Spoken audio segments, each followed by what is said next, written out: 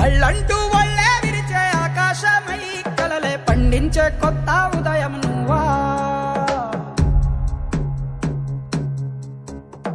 గుండెల్లో నిండి ఎగసే కష్టాలనే తరిమే కొండల్లో ఉండే దైవం నువ్వా.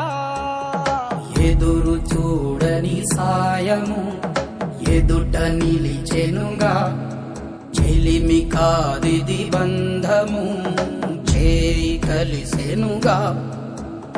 శివుని శిరసున గంగతో పుడమినే తడిపిన అపర భగీరథ